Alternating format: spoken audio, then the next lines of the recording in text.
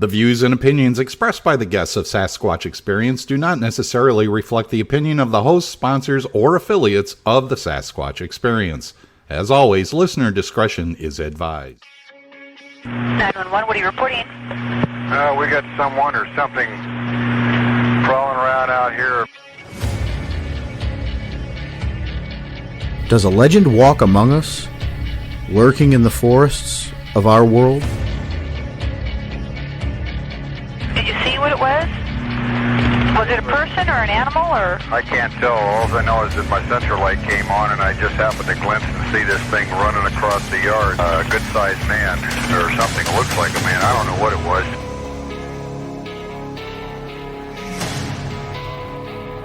For over 15 years, we've talked with scientists, researchers, investigators, and witnesses, trying to gain insight and proof around the existence of this mysterious entity. Jesus Christ, you better... Deal! Hello? Get somebody out here. What's going on now, sir? That son of a bitch is about 6'9", I don't know. Do you see him now, sir? Yes, I'm looking right at him. Uh-oh. Okay, hang on. He's right... Is he in your yard, sir? Yeah, God, he's big.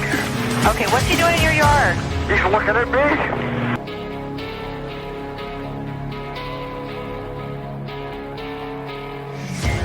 Join us as we continue into the investigation of the Sasquatch Experience.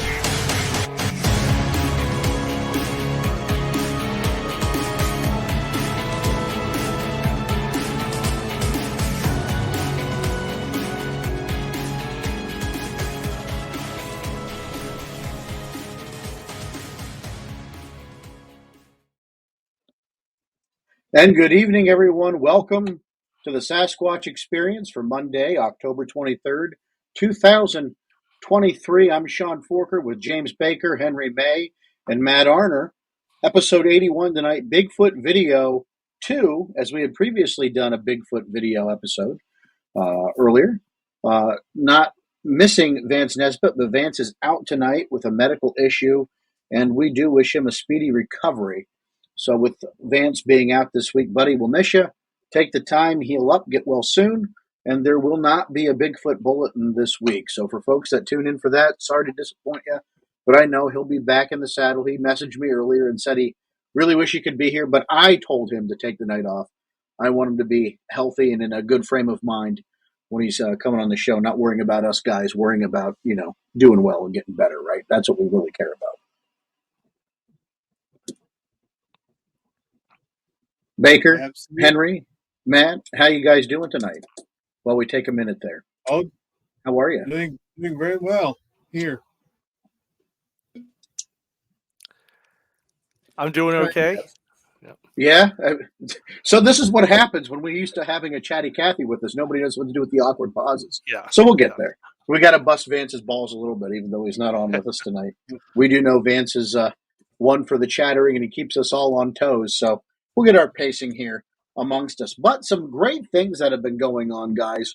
30 best Bigfoot podcasts you need to follow. FeedSpot, of course, is one of those internet aggregators, always constantly ranking and looking at material.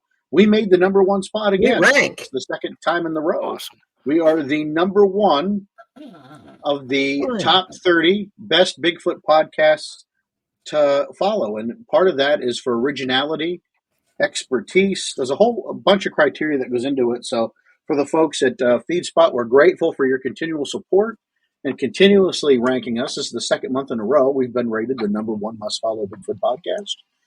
Considering we're one of the oldest, that's a pretty remarkable achievement, right? Been doing this since 0506, and it's been a long journey. We took a little bit of a sabbatical, but we've been back, and I know at times we've kind of lost our footing, but I have to tell you a really nice comment from our buddy Sasquatch, Larry Beans Baxter. And they were talking about the Bigfoot show. Matt, you brought this to my attention this week. Yes. And how there's too many eyewitness-driven Bigfoot shows. And, to his point, there are a lot where everything's like driving it home. But we've kind of always, we've had some shows where we're talking about witness sightings. But we've always kind of just been a general variety kind of discussion show. going back to those old days of that's what the shows, really were. And, in the days of creepypastas and crypto fiction, I'm glad that we can still kind of keep to our convictions and still do true kind of research driven, conversational based podcasting on our favorite subject, of course, which is Sasquatch.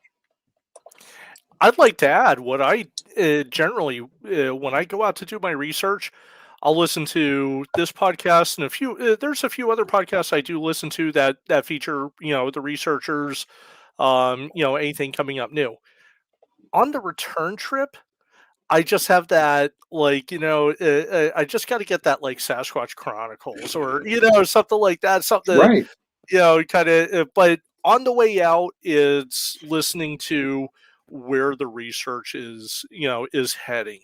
Things to look for, things that are coming out now that could be utilized in the field. And but again, once you're out in the field and you've been climbing those mountains, and then it's time to come home, then it's time to listen to those different experience podcasts.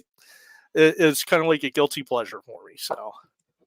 Most definitely. But I think also the fact we're getting older, so those return trips from the mountains need a little bit more recovery time. So those podcasts kind of give us that time to recover, but also get us back on our toes, right? And again, folks, everybody, you're allowed to enjoy this in whatever way, shape, or form you'd like. Mm-hmm. If witness-inspired podcasts are your thing, Mazel tov, go for it. Like, we're not telling you that there's a right way or a wrong way to enjoy your Bigfoot research, but our way, it's the way we've been doing it for a long time. The downside to our way is we don't get the clickbait and the fantastical drives to the show. It's a slow burn, but I have always felt good that we've always kind of remained true to our convictions, right? We haven't had to rely on clickbait. We haven't had to have had sensational headlines to drive interest for the show. Well, you've taken your top off, James. But, we haven't had to do things that kind of compromise the integrity of what we do, right? So I'm always proud of that. And again, you guys love and do your Bigfoot the way you want to. It's just nice to get the recognition, one of the top 30 best Bigfoot podcasts to follow. And a shout out from our good friend Larry Beans Baxter at Sasquatch. It's just a little bit of an honor, and we appreciate that. Thank you. Bill Rigby says, "Hi guys, how you doing?" Hilly Billy down there, and Bill. Sharon, Pennsylvania, our buddy out there. The other listeners, thanks for tuning in tonight. We'll try to acknowledge you as we go through. Henry, you got your copy of the Bigfoot Times from BigfootTimes.net. Daniel Perez. There were some interesting books coming out here. Do you want to touch on that real quick? Some things that I think our listeners need to get the wallets out and start getting ready for. Yes, there's a new book coming out, which is by Dustin Severs. It's called The Abominable Snowman of California. And there have been a couple of recommendations already for the book by Stephen Stroyford and Thomas Steenberg. And that's BigfootTimes.net, by the way. Daniel has a list of, he's attempting to list every single book ever written on Sasquatch or Yeti or other related cryptids. And he's got it on his website, BigfootTimes.net. You guys want to check it out. Henry, didn't you used to have a compilation site? A what? Didn't you used to have a bibliography blog? I used to, but I think I may have taken it down. Don't know why, but are you keeping a list? Daniel, I'm trying, but Daniel is way ahead of me. Henry's conceding. Henry, damn it, you got to get your throne back, man.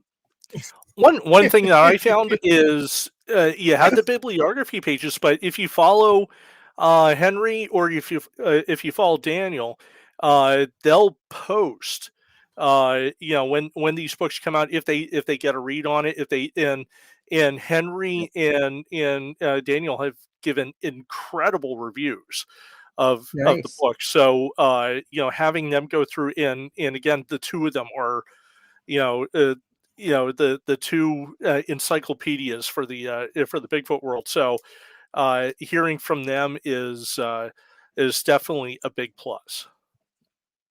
Yeah, most definitely. You couldn't get two greater guys to get a little Bigfoot knowledge from, right? Mhm. It looks like Henry blushed a little bit, and you made him blush, and he got shy. There, man, disappeared. But honestly, and the other book, of course, Henry Franzoni wrote his book, Failing in a Cooler Way, Why I Never Found a Bigfoot. And I'm anxious to read that one. Henry, I met many, many years ago virtually on the internet. And if you followed my presentations, we always do this little ditty about how it was never really safe to meet strange men and talk about big, hairy things on the internet. But back in the early 90s, it was a little safer than it is today. And that's how a lot of us first met up and talked. And I think when Cliff and I were in Ohio, we were talking about our first internet exchanges way back in the day when I was just a snot-nosed kid. And still a snot-nosed kid to some people. But, you know, I see these folks that, you know, I respected and admired for a long time pushing out some books. You know, the fact I haven't written mine or finished it yet. I've written some of it. I haven't finished it yet. Matt's the only one that has seen any of this. Gives me hope that, you know what, one day I'll get it out there. I'll get that book finished one day. I'm working on a book as well, but it's a fictional piece. So I believe I've told you guys about that before. And it's kind of timely right now. It was about, I'll just go briefly over the synopsis, is there's a major league scout that is down on his luck, and he's out hitting all these little towns trying to find the next big baseball star. His car breaks down in the middle of the Sierra Madres, and he finds a Bigfoot, and somehow he gets the Bigfoot to play baseball. I haven't figured out a name yet, but I think it would be good. It's going to be a great book, and Disney's going to be knocking on your door. Yes, Sasquatch in the outfield. We could. I'm taking all sorts of ideas for names. So Bigfoot at bat. I don't know about that. Yeah, you know, you'll find my hairy home run. My hairy home run. All right. I may not have to pass that off. Yeah, that put that in the right book section. You might sell a couple hundred before people really realize what it is. Okay? Exactly. Say, my hairy home run was also the nickname of Baker's authored prom night rendezvous story from the Letters to Penthouse. So, anyhow, let's get back to why people came back in the 80s. There wasn't much grooming. Whatever. Oh, good God! We knew he was going to go it wasn't further. Just big hair up here. Okay. Stop. Good God, man! It's a family show of some sort. I started it. I own it. So, you know, we got, good God, now I lost my train of thought. We talked about the books there, following my train of thought. Squatchnuts.com, terrible segue, sent us a... Did you get a bag of eating nuts? Stop it. Squatchnuts.com sent us a message on Instagram promoting their Bigfoot field guide they have written, and it's pretty wonderful. So go to squatchnuts.com and check out the field guide. It's a great resource for our budding Bigfoot enthusiasts out there to go and get familiar with the wilderness and, you know, different activities that could be Bigfoot related. So on the really odd, timely pass segue that is leading to no good direction, let's get into the topic of tonight's show, which is Bigfoot videos. And folks, if you're here, you know, no stranger to what hit the internet last week, the deluge of just commentary over this video from California, or Colorado. I don't know why I said California. Colorado. Yep. Thank you, Henry. And I'm going to go ahead and we'll show it. You guys can see it. Where we go here, and then we'll talk about it. And play.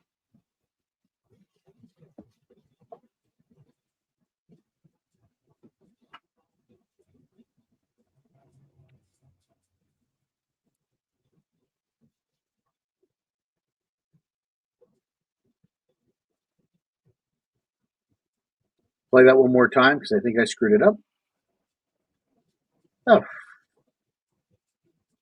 She's going to need to go to therapy. There we go.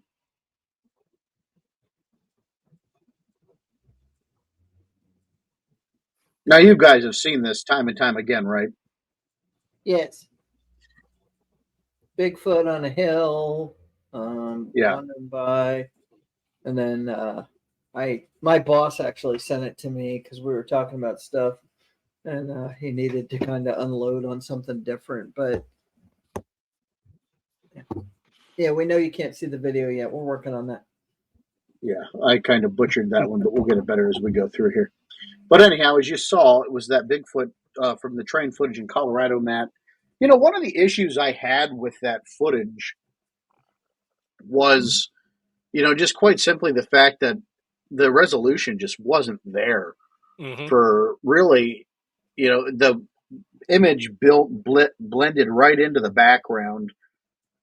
Definitely not a. It really looked costumey. It really did. Very baggy legs on the bottom of the feet. Right.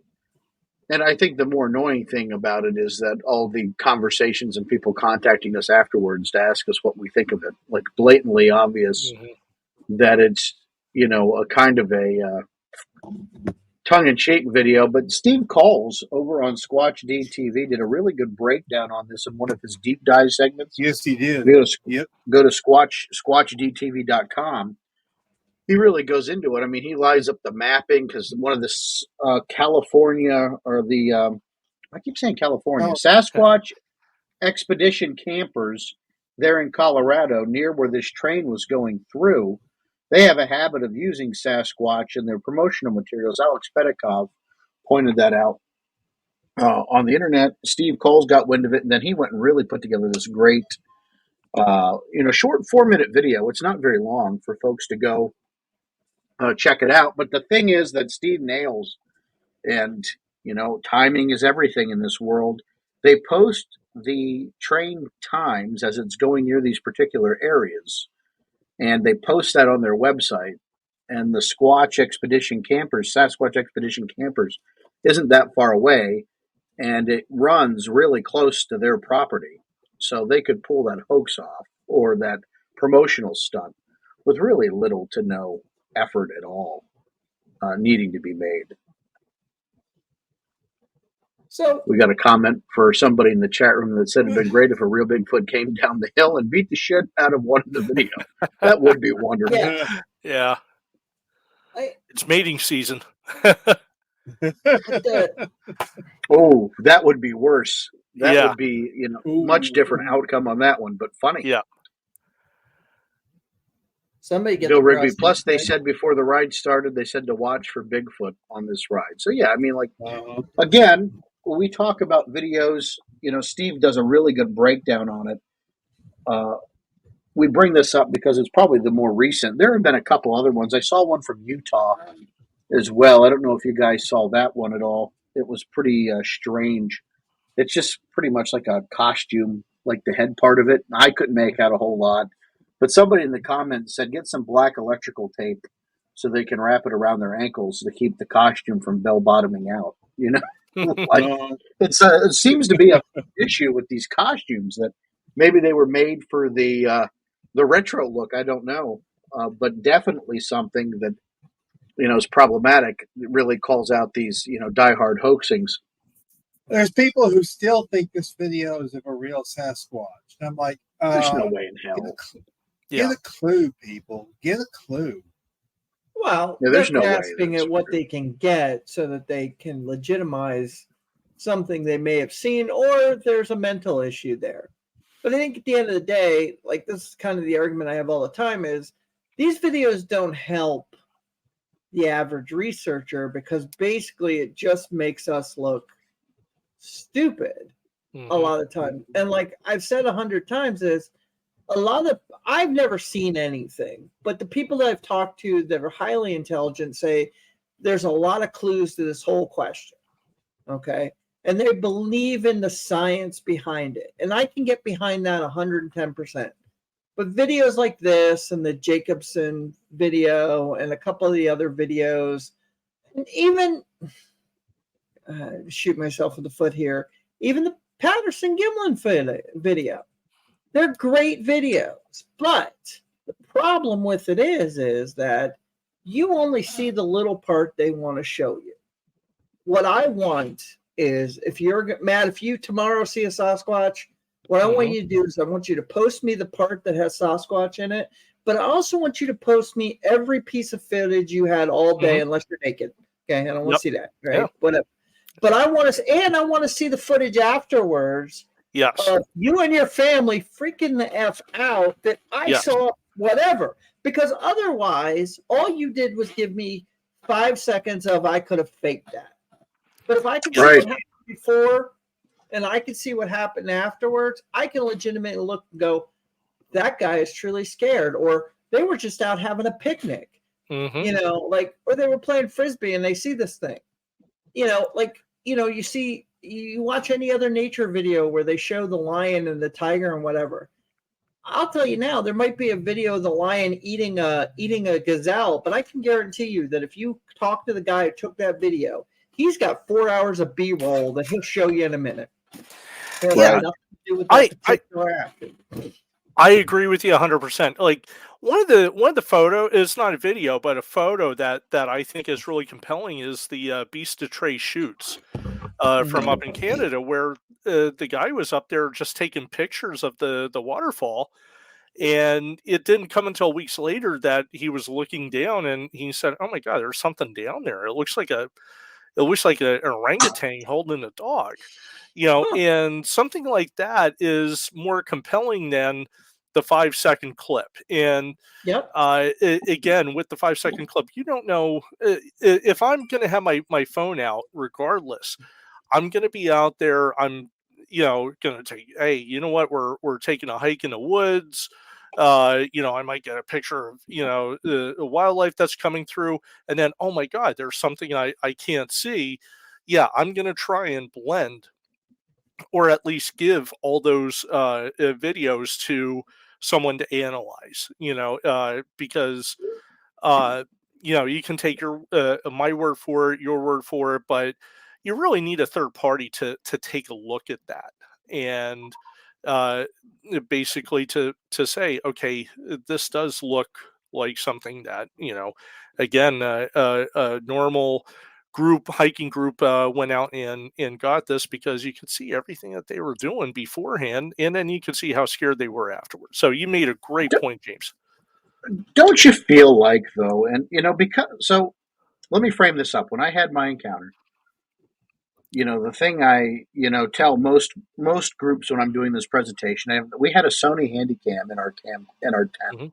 We could have pulled out, had the night vision, you know, the Paris Hilton footage type videos that we could have went out and shot with. But at the time it was going through our head, none of us thought about grabbing that camera to go out. And we're researchers, right? Yep. And I always get a little bit more suspect when people that are researchers get footage. Yes.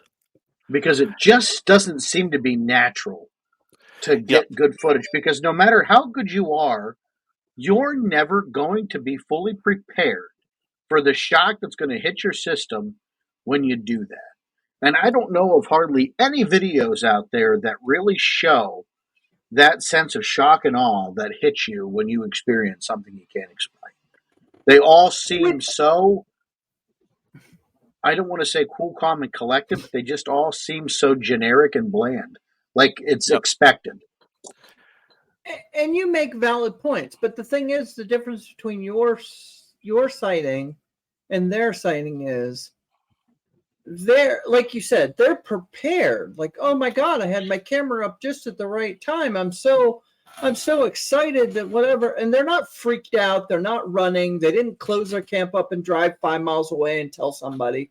They just go back to what they were doing. Where you, as a human, didn't go back to what you were doing. You were like, get your shit. We going in a truck. Okay. Well, there's no.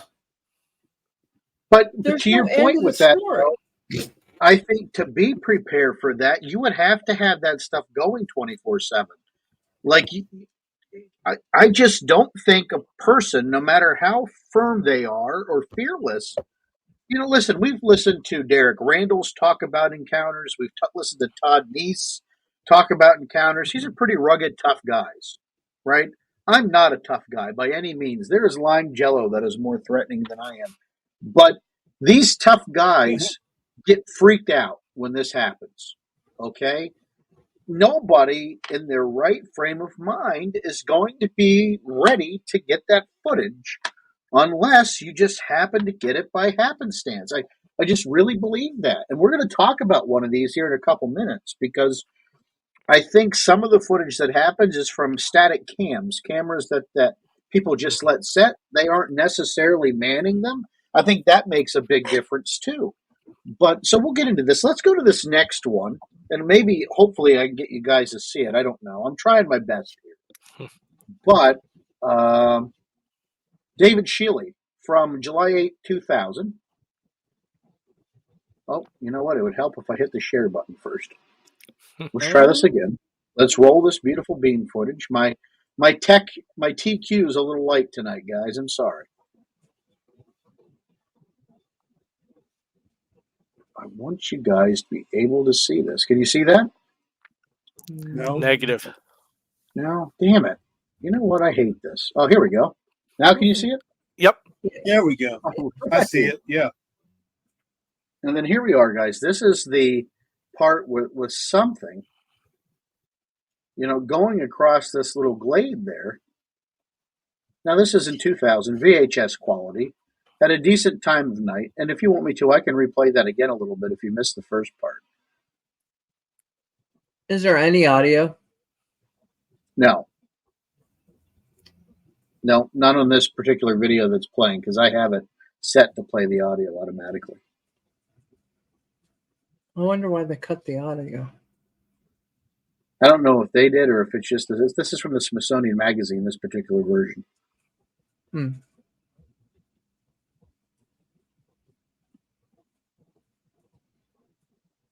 Really interesting.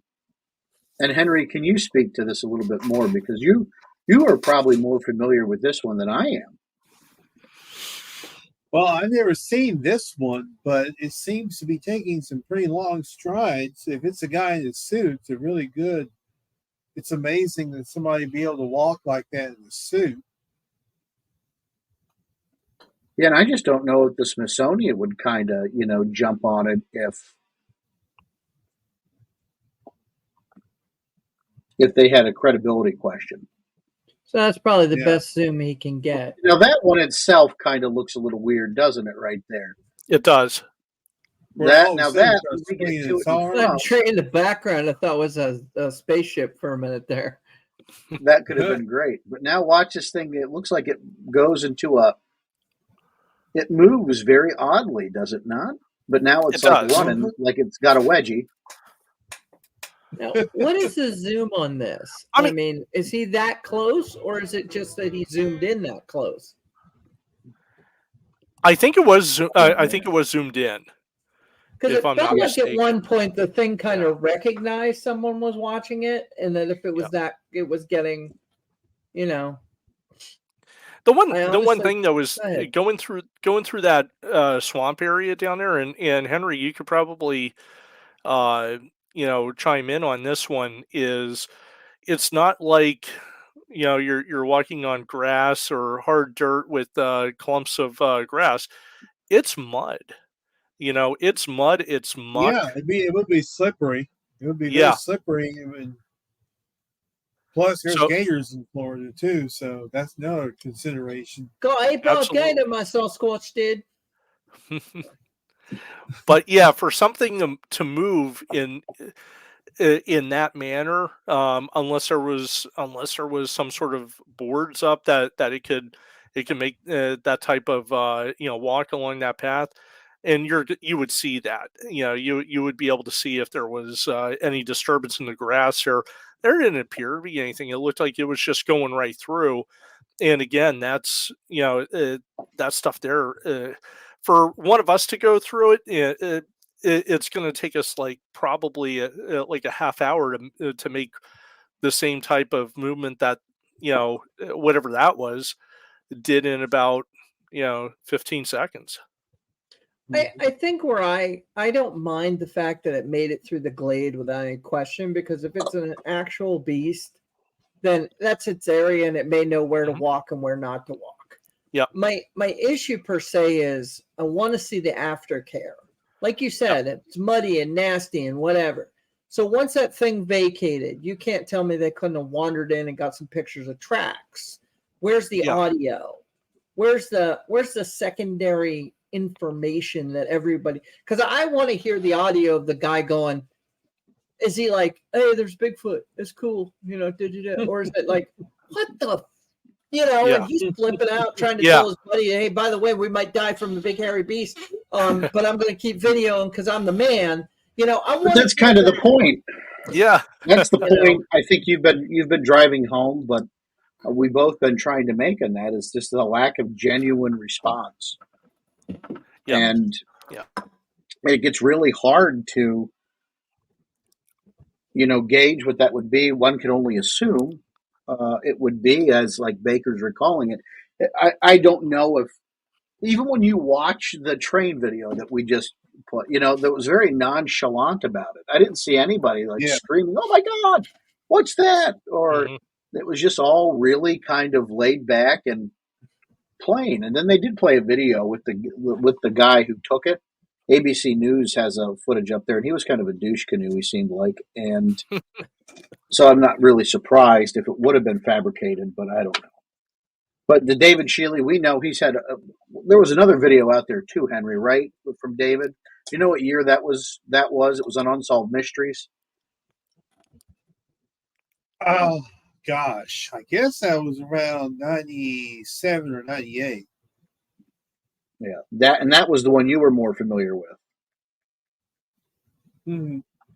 Yeah, and this one that we just played was from 2000, a little different. But I just wanted to get your guys' eyes on that. Talk about, like I said, interesting. This whole concept of this episode happened one night when I couldn't go to sleep. So I started popping through Bigfoot videos online. And yeah, I went through a lot of the clickbait ones. The problem is they're compilations, and I don't want us to have to sit here in 35 minutes and watch compilation. Why did I have a hard time with that? Compilation videos. Wow. I promise I didn't have a stroke or something. Not copulating, compilation. Not compilating. So let's go back. I'm going to play a snippet now from a episode of Bigfoot Odyssey, episode 12, Mark Copeland from Oklahoma. Now, we talked about Mark a little bit before when we had David Wilbanks in the show. And he wrote about David in his book. He wrote about Mark in his book, Kiamichi Bigfoot. And it starts on page 85 of his great book. Go out and get yourself a copy if you haven't yet. David Wilbanks is one of my favorite investigators. Actually, when I first saw the documentary Bigfootville, I was obsessed with getting into contact with David, and he seemed to kind of fall away from the Bigfoot world. But I stumbled upon him one day when he was doing a Bigfoot YouTube channel called Bigfoot and More. And he also is into herping, which is about snakes. Baker, don't get that excited. And other activities. And so then I happened to get his book, read it, and this Mark Copeland scenario just, struck me as strange, because he was getting, his security cameras were capturing dark humanoid forms around his home. So I went online to see if I could find any, and he had some YouTube channels, but I found one from, like I said, Bigfoot Odyssey.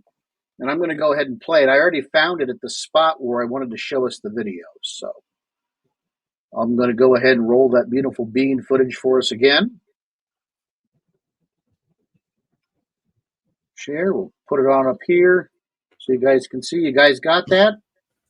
Yes. Yeah, I see it. And what you're about to see here is just some of what Mark you have the captured audio on his property. Yes. Yeah, I hear it. Right here.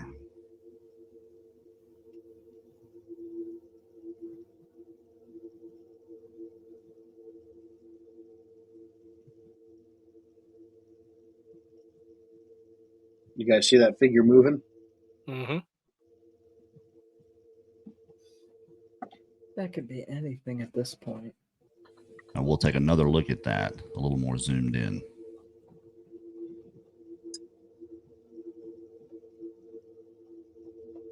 Still.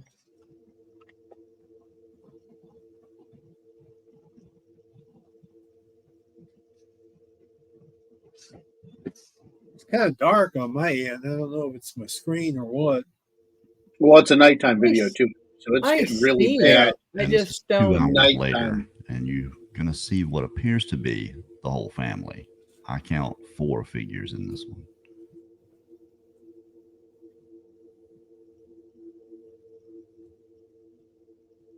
I kind of see the smudges he calls family. So I don't know what you guys thought about that, but it was pretty interesting to me that some of this footage was caught. And there's more videos out there. I need to find more of them because I really want to do a whole episode just on this gentleman's situation and maybe get David Wilbanks back on the show because it was really fascinating to me. Really caught my attention. What caught my attention to? Go ahead, Sean. No, go ahead. No, Matt, by all means, please. I was gonna say for the show Bigfootville, what really kind of caught me, and this was I think more compelling was during the daytime. They went out to one of the cabins, and there was an area that was clear cut, but it was in such a remote area. There's no direct access to it. And the native guide points out and says, "Hey, there's one right there." And you see this figure moving along through the brush. And again, it's not conclusive, but that was really, to me, that was a compelling video to see. Yeah, and Oklahoma, just from its historical sense, a lot of Bigfoot sightings. Yes. Right. A lot of Bigfoot history, a lot of Bigfoot activity. And where this gentleman was having, and this wasn't just like he's had ongoing, he doesn't live there anymore. He moved his whole family away. I think Dave said to Missouri. And he was getting more footage. And this thing happened to be going around places where his kids were playing. Like he would go around the playground equipment and whatnot. And that he started getting some of these on the security camera. Like, that was really telling to me. Like, in some of the cameras, he hid in a way so he could get more. Like, he hid one, I think, in one of those spinning dome things, where I don't remember what he called them, whirlwind fans or something. And it was just really fascinating to me. And I'd just like to get more on this. But I just wanted to show you a little snippet so we could go back and talk about these a little later. Like, I'm just trying to whet our appetites a little bit because some of these were going to be good. Some of them are going to be shit. Like, I just wanted us to be on the same page with that. Henry's back. Yeah. I had to do something. All right, I think I can get us back to this one now again, too, guys. Back to a little bit more of this video.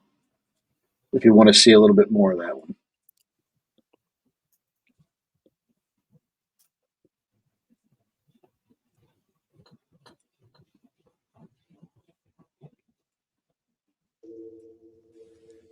Now, it is a long shot and mildly ambiguous, but I think the striking thing to me is the behavior. They seem very apprehensive, like they're coming up closer and closer, and then that's as close as they get, and then go back into the woods. I don't think anyone can question that those are upright walking figures. Even though it is at a distance, it just looks like whatever that is on 2 legs. Now, is it Sasquatch? I don't know, but we are looking at the evidence here. You decide for yourself. And we'll leave it at that one right there. Leave that for yourself. So any final thoughts on that one, guys? I know that one had 4. I couldn't see 4, but it doesn't mean anything. I saw 2, maybe 3 if I really, really push it. It seemed like there were 2 in the foreground and then 2 in the background, like 2 close up to those trees and then 2 in the kind of field area. But it's like you said, it's ambiguous. Yes, it could be something, or it could be one figure and then we're kind of making the other 3 figures appear in our head. You know what I mean? And that still could be somebody just outside, you know, like Henny, what you think? I couldn't really see them, to be quite honest. But if they were there, if there were 4 of them, then that's if they were actual Sasquatch, then that's a pretty interesting video. If they're not, then they're 4 people.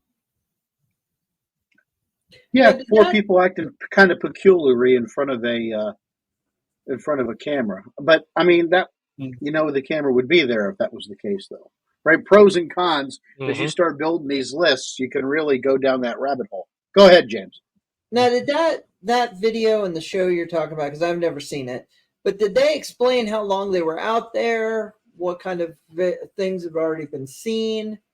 What happened afterwards? Because I'm trying to get an idea of if you caught it on video once, wouldn't there be did they leave the camera up for another week to see if they get another better glance?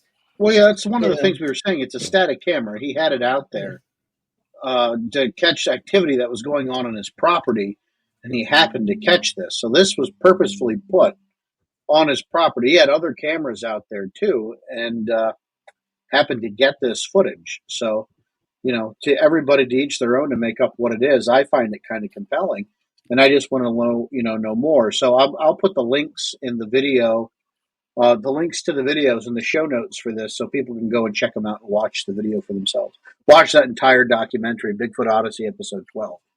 Pretty decent. So the next one, guys, this one is also recenter, and I would have liked to have been able to credit the original poster of this footage, but I can't find it because it's been reposted so many times. I couldn't find a direct link to the original post, so I just had one that managed to get it to me. And this one's going to be a little bit more difficult to see because it's train time. It's Mute Baker there. And I'll go ahead and share the screen now. Get your eyes a little cooler in there.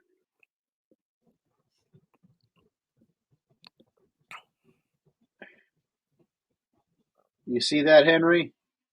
It's going to be this little box right here. Fucking brick clean in half, and then this next one.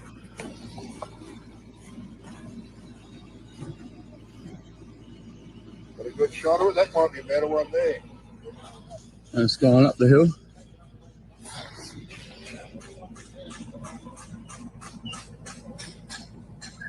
Hey, what about just digging a hole and burying them? This thing is a creek. Yeah, that's right. What about up there? What's up there? Oh, that's cool. Yes, sir. Well, you can see where something's dragged it down there. I didn't look to see if the other car was still up there.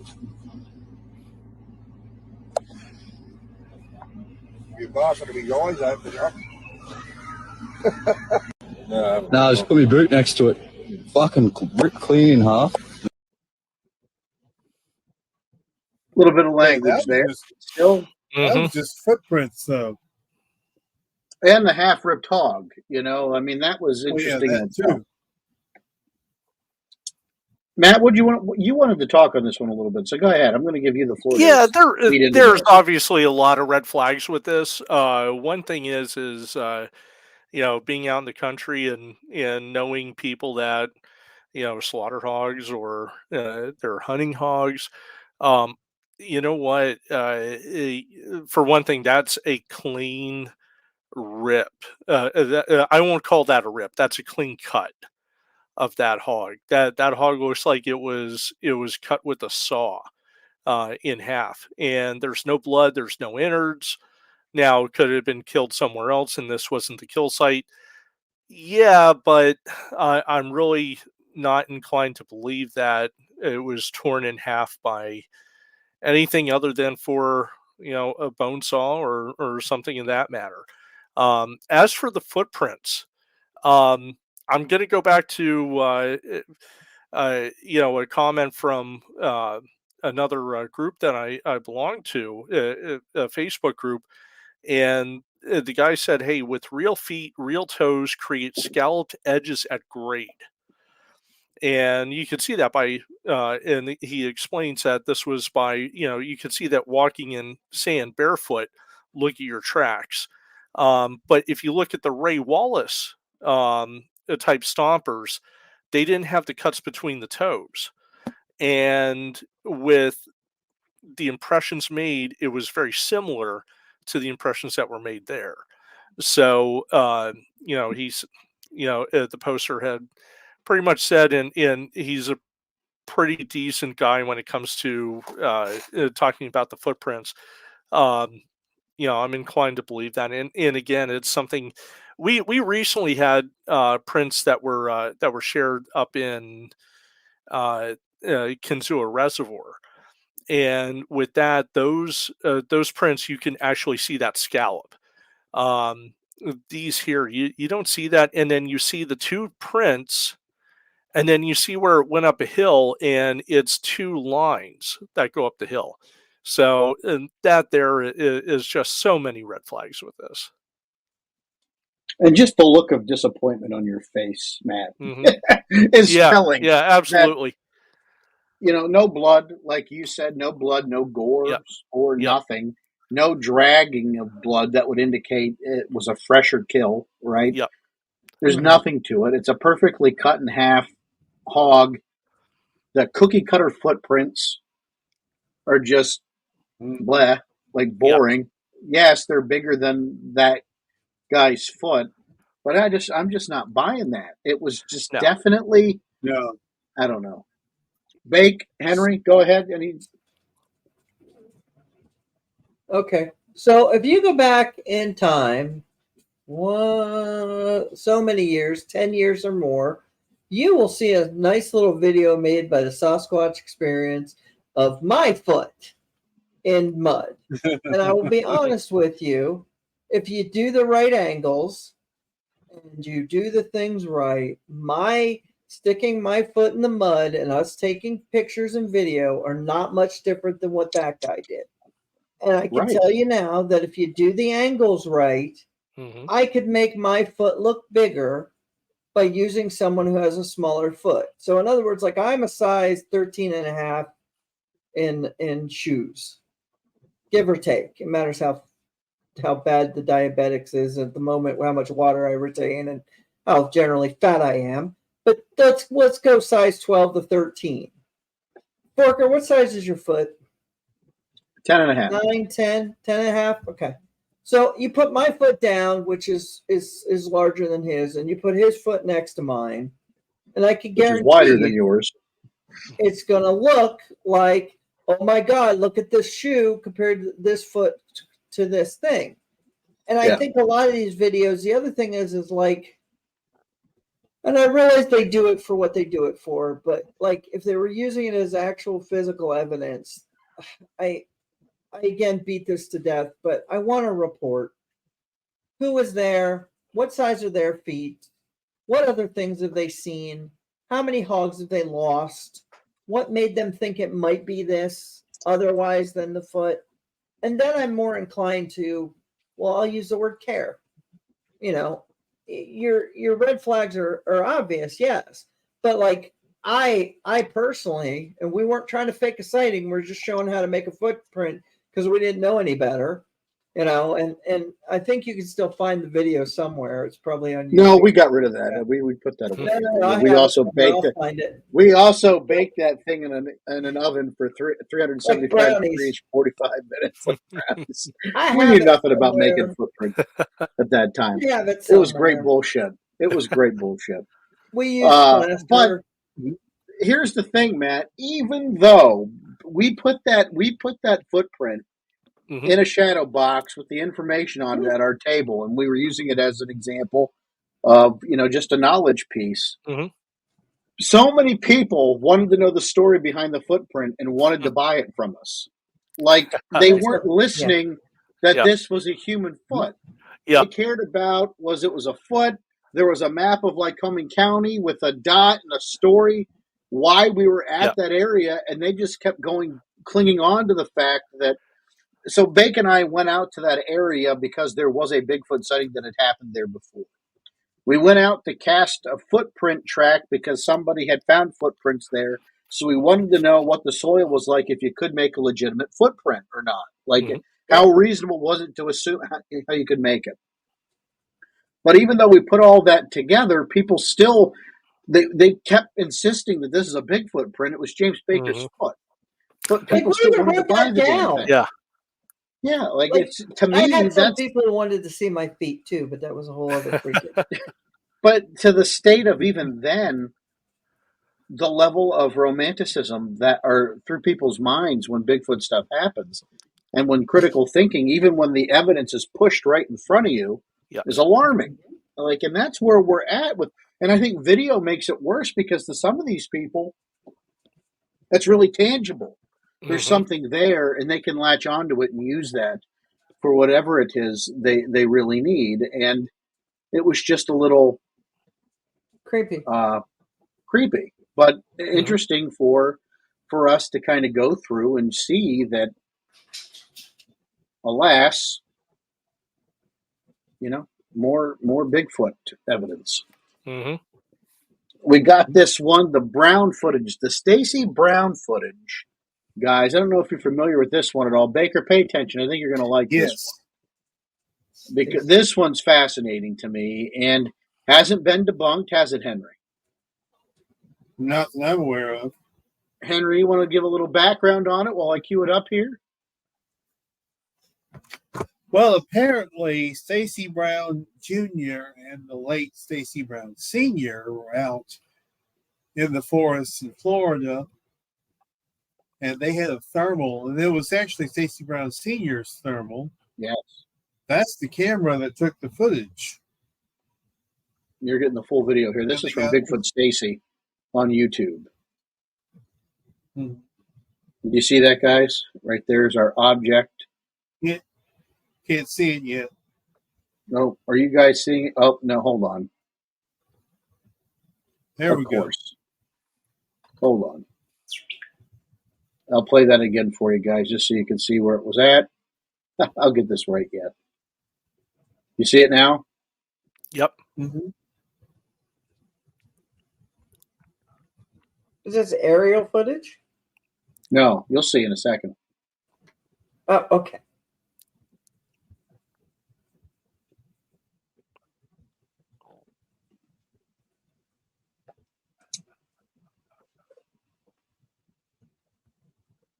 And you can check this out on Bigfoot Stacy on YouTube. The video's right there. So their video, we're just showing it for educational purposes.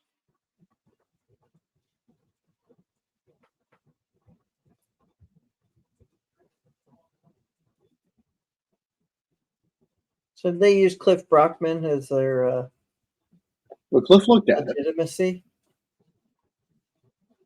Well, Stacy was on that $10 million Bigfoot bounty too, right? So, I mean, this was what? Did you see the size of the mitts on that thing as it was crossing that area? There's some big hands on that thing. What do you think, Baker? This is the first time you've seen it. What do you think? And where was this? Where was this at? Florida. Yep. Florida. Florida. My problem with Florida is I'm not 100% against an ape-like creature in Florida. We've had this discussion multiple times.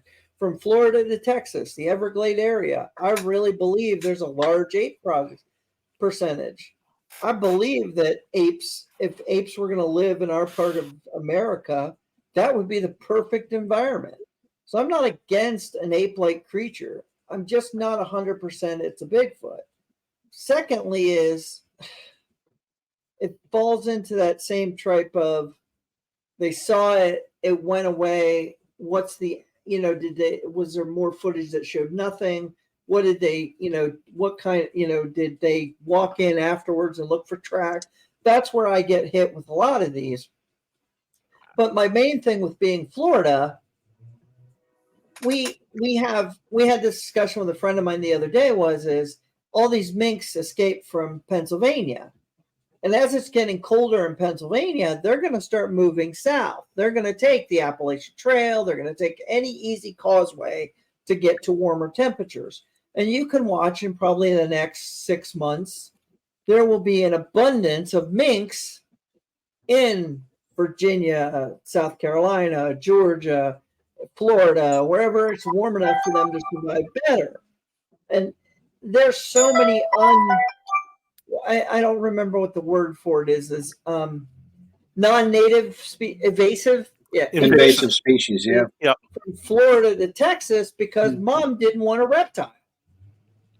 So I don't, between that and the new storm systems that are dropping ostriches in Maine or dropping emus in Maine, I don't see where this isn't plausible. I'm just not 100% sure it's a Bigfoot.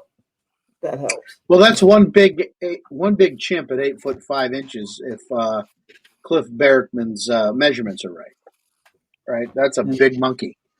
And to me, the uniformity of the thermal, right, that was pretty compelling info. And Dr. Meldrum states that too when he was doing his own review of the brown footage. Henry, what more you got on this for us? You've probably seen this many, many times. I've seen it several times. I know that Cliff and the folks at Finding Bigfoot, when they had Stacy on the show, actually they had both Stacys on the show, and they were pretty impressed with it. What about you? Are you impressed with it? Yeah, it's good footage. I don't know if it's a Sasquatch or if it's some sort of a chimp or not, but it's interesting footage. That's for What's sure. interesting of it for you? What for you makes it stand out and say, "Damn, this is really good"? Well, the fact that it jumps. It's almost like it jumps across, leaps across. Do you get that Patterson-esque kind of silhouette as it goes across there? Yes, definitely. Now, Matt, somebody that looks at evidence all the time, you have that classic Patty movement there.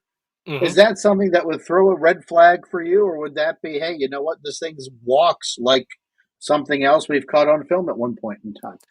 Well, you know what, I don't want to diverge completely from the subject, but when it comes to evidence, I would be looking at the raw video to see whether it had been altered in any way. There's metadata if it's done with a cell phone or any sort of smart device that would include stuff like GPS coordinates. Now, as for the FLIR, if the FLIR has not been tampered with in any way, that seems to be pretty good footage, and being able to replicate that in the field would be fantastic. If you could say, okay, this object was 40 yards away at this tree, because you can kind of get where they were, and I think they were able to do that, and it's very compelling, especially in regards to the limb size. The limb sizes, particularly with the arms, it really kind of made it stand out from other videos.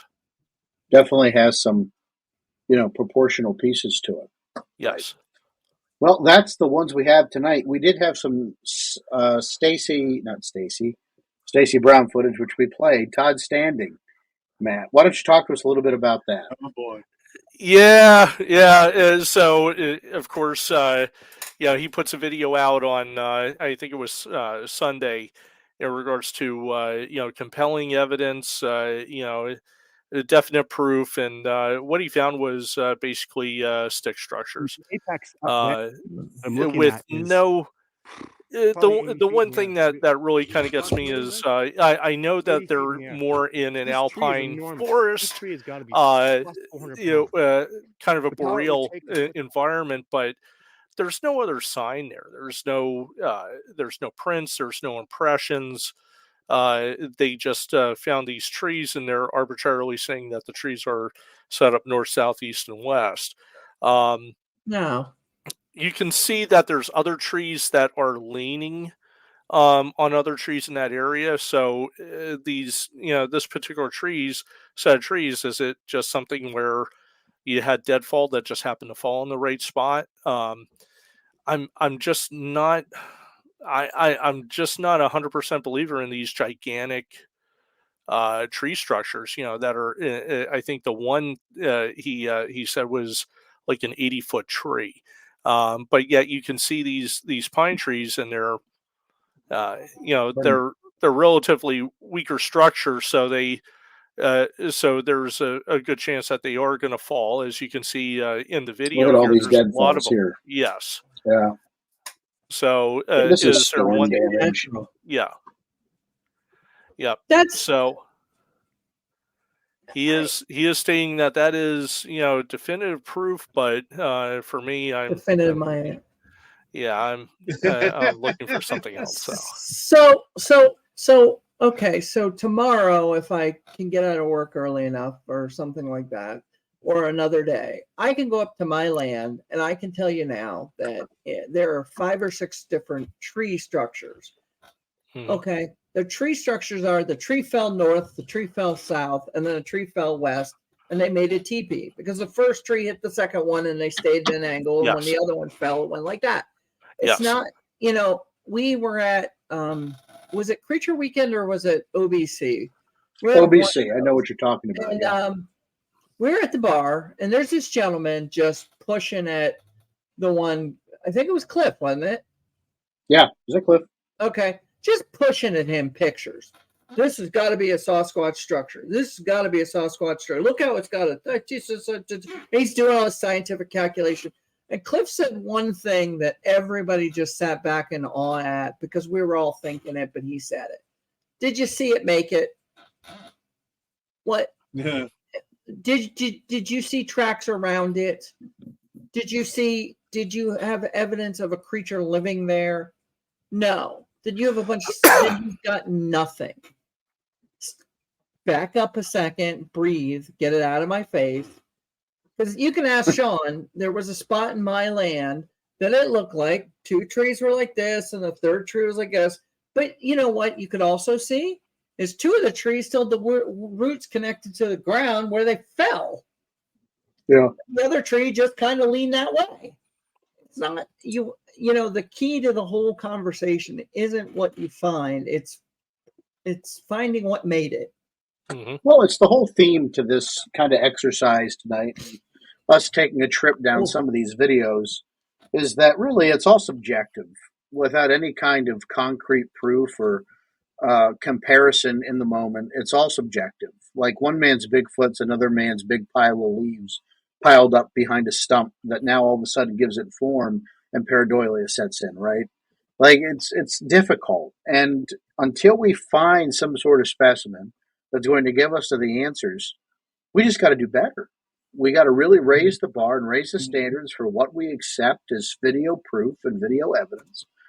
And, the clickbait adds to these, go and make you want to go watch them. They do. The problem is, and it's kind of even the problem we've talked about at the beginning of the show with people and their so many witness encounter driven podcasts, and how much of that's creepypasta to actual sightings. We give you the ultimate guide to hoaxing now every week when you tune in and listen to the shows. We tell you everything to do to create the perfect Bigfoot sighting, create the perfect Bigfoot report, and it's amazing to me by how many of them still fall miserably short. And that we continuously drive this artificial need to make Bigfoot this big scary monster because it clicks, you get clickbait, you get views, you get people to drive to your channel. And again, if that's your thing, all that's okay. But don't call yourself science and don't call yourself research. Call yourself fiction and be okay with that. Because when you don't do that, you hurt the integrity of the scientific process upon which some of us are trying to embark on. And a discovery science that we're really trying to get credibility to. So if you're out there making this content, your desire is to make cash, great. I'm not opposed to that. Just make sure you're putting a disclaimer on there that it's fake as shit. Because it makes those of us that aren't after fake as shit stuff, we're after the real stuff. Makes it a lot more complicated. I'm Sean Forker, and that's my final thought on this matter. Henry, James, Matt, any final thoughts from you? No, Well, this was a really good show. Yeah. This was a really good show. Hopefully there'll be a part 3 of this. I'm sure there coming will. down the line. Yeah. Well, if you send us your videos, we will make a part 3. Yeah.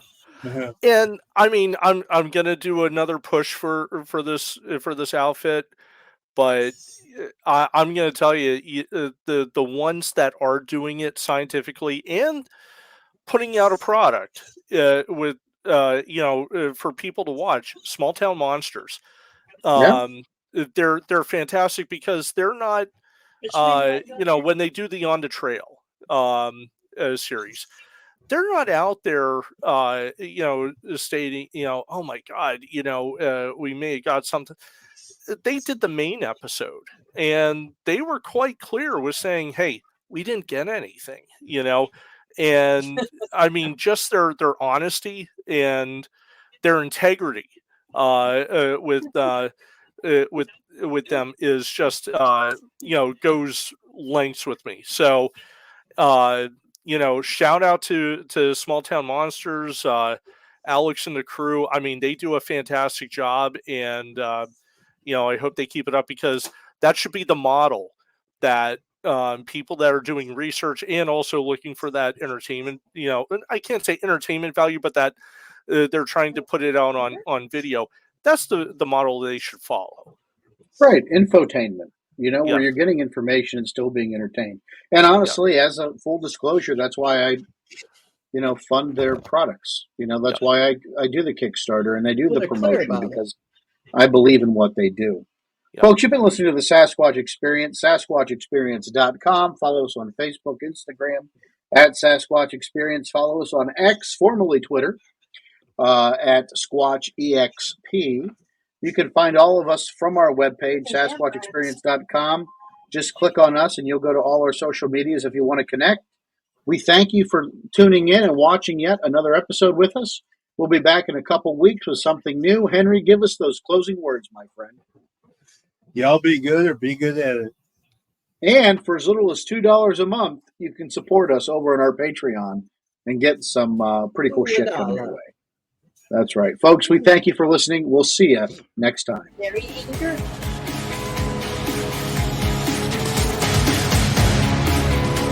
You've been listening to Sasquatch Experience.